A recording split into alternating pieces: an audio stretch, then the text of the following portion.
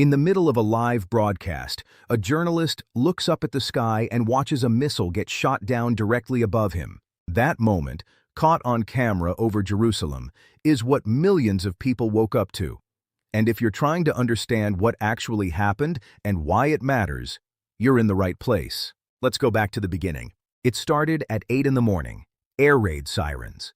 Not one city, dozens. Across Israel, from north to south, phones lit up with emergency alerts telling people to find shelter immediately. Within 3 hours, the skies over Jerusalem were filled with contrails, smoke, and the sound of explosions, not from bombs hitting the ground, but from missiles being intercepted mid-air. That distinction matters more than most people realize.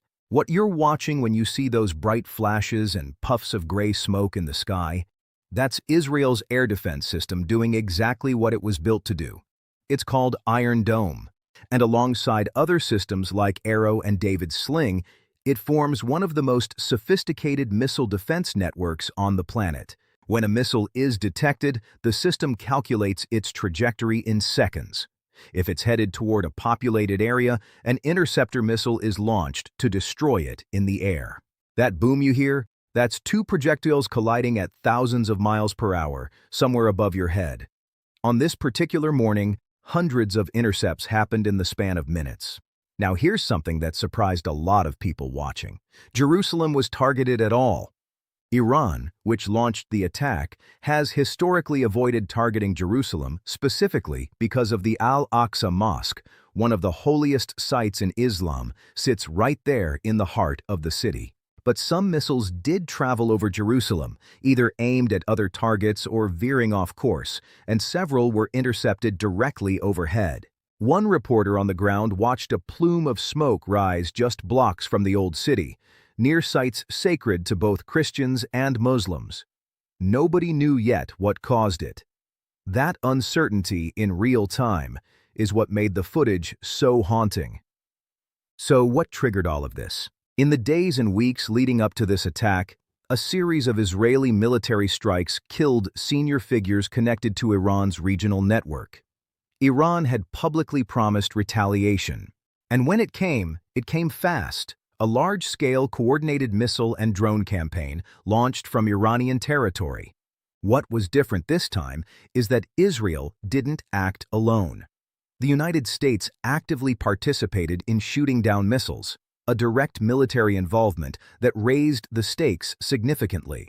Other regional partners also played a role in interceptions over different parts of the flight path.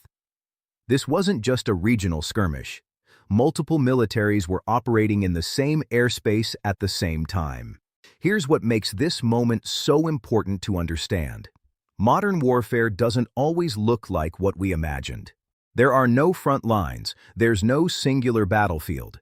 Instead, you have a journalist standing on a rooftop in a city 1,500 miles from the launch site, watching the war happen above him in real time, and broadcasting it live to the world.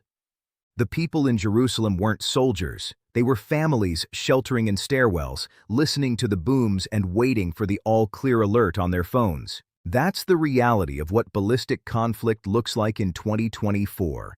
Fast, aerial, and almost impossible to fully comprehend while it's happening. What should you take away from this? First, air defense technology is genuinely remarkable, and it's the reason a large-scale missile attack on a major city didn't result in mass casualties. Second, the line between regional conflict and broader international military involvement is now razor-thin. Third, the footage that shocked so many people wasn't just dramatic news coverage. It was a real window into how quickly and completely a city's normal life can be suspended. The sirens stopped eventually. The smoke cleared. But the question of what comes next, that's one the whole world is still watching.